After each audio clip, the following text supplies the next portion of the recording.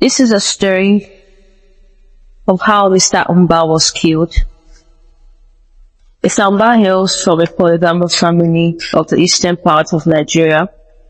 Before Mr. Umba was born, his father worked as a prison warder, and that made him to be transferred to different states in Nigeria. On one occasion, Mr. Umba's father was posted to Port Harcourt, where he met a chubby prostitute, and they started a relationship. Before his transfer to Port Harcourt, Mr. Umba's dad was only married to his mom, and they had a peaceful home. Mr. Umba's dad was a very handsome man, tall, fair, and from a reputable family of the kingmakers. So the prostitute did all she could to hold Mr. Umba's father with a pregnancy which turned out not to be his, but he discovered after so many years. Due to these acts by the prostitute, Mr. Umba's father willed all the lands to Mr. Umba alone. The son of the prostitute. Time passed. Mr. Umba's father became weary of each, and he passed on. And the contention for the land allocation by the prostitute's son began with Mr. Umba. But Mr. Umba, being a large-hearted man, had a discussion with his wife, of which they resolved to give part of the land to the prostitute's son. It's the result saying everyone came into the world with nothing and would definitely go with nothing. So they just said, let them give him.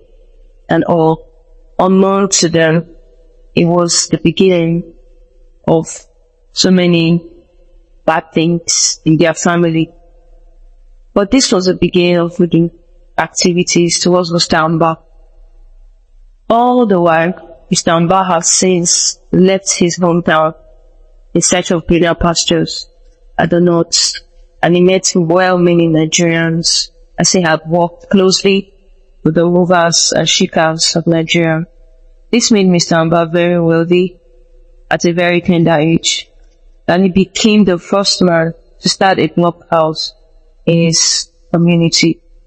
But as the son of the prostitute became so envious, he dabbled into reading, which affected Mr. Umba greatly, and he was framed at his office for what he knows nothing about. This son of a prostitute, Mr. Umba, had on one occasion gifted him a car, giving him so many contracts. Mr. Umba had a large heart, so he took him as his brother. He didn't see him as not his brother because it wasn't his father that fathered him. This is how the intelligent Mr. Umba began to watch himself fall so drastically from the ladder he had climbed. Mr. Umba in question was just a normal man who neither was churchy nor into voodoo. This singular activity crippled Mr. Umba, but he was able to leave some properties for his children, though this was not God's verdict for him. Fast forward to so many years, Mr. Umba had already begun to have grandchildren and graduates in his house. The jealousy in the heart of the prostitute's son still stands up so badly that he went fasting his widow on Mr. Umba. While he got married to several wives, chased them away. He had no children. So the voodoo he did this time around brought stroke to Mr. Umba.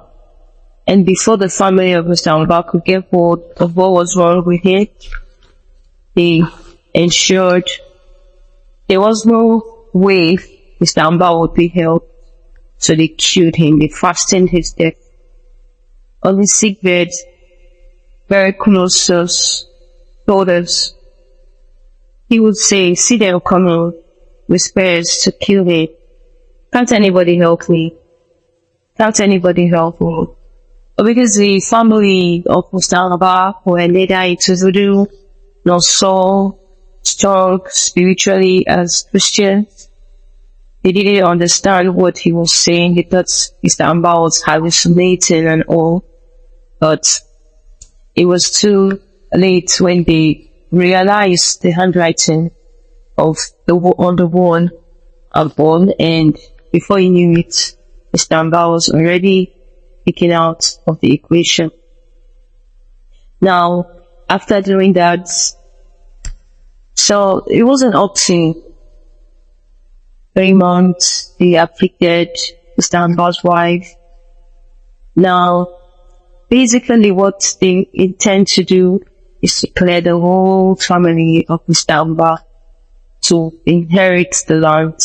But so, Mr. Amba no longer have grandparents. All of them are gone. And he happened to be the only surviving son of his late father, of which he also had passed. And he left so many sons. He had children. Even also already started having grandchildren. Also, Mr. Amba's other brother, which is a prostitute son, became so envious and said no one's going to take up his name after he leaves. And he said instead of him rather leaving to see Mr. Amba enjoy the fruit of his labor, he was going to take him out of the equation. And that was how Mr. Amba was killed. Mr. Amba was a very just man and a lovely father to his children. His children most times cry, most times say they would have known better, they would have known what to do, because his death wasn't expected. Like, he just came. This is a real life story, very real life story. He just came, and ever since Mr. Amba left, his family have not been the same. His sons, his wife, his daughters, grandchildren, and all. Nowadays, I will be leaving a question. Do you think it is right to love your enemies so closely? This person was your enemy, but you still very close to you. You think it is right? You think it is right? Because I feel if Mr. Amba had dealt with this prostitute son using a long spoon, he wouldn't have gotten him and all of that. So I would like to get your opinion. I would like to know. To me, I feel, love your enemies. The Bible says so. But I think we need to apply caution. We need to apply wisdom to how we get to love our enemies and all. So Mr. Amba died, left the land, left everything, but his stepbrother or the son of the prostitute is still, alive. So is it overly good? I think it's not good to be overly good. Sometimes you need to set the boundaries and let this enemy know that, I know you are the enemy. I can give you what I want to give you, but you do not come close to me. So that's how Mr. Amba passed. I pray that he keeps resting in peace, though his family misses him every, or wish what happened never happened. Mr. Amba has a son that looks so much like him, and he was his father's vow. They went together in different locations and all. For countless occasions, he would post on his statues, I wish you never left. And at some point, he had to reach out to the son of me and say, everything will be fine, everything will be fine. You just have to be strong and ensure you make your father proud. He also has his daughter Beats that, it's just his copy. And he was happy small. Like, everything he said, he was so happy to pull it. So the family misses him a lot. This is a real life story. Mr. Amba was so nice a man. He would have lived longer. Number one, I would say, have a relationship with God. It helps. Because things don't just happen to children of God by chance. And number two, Why dealing with your known enemy? Ensure you do that with wisdom. And number 3, no matter the good you tend to render, ensure you yourself, you are safe. I'd like to get your opinion on this storyline, and let's roll eyes.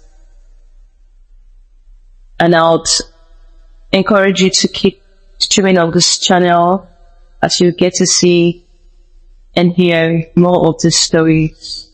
Thank you so much.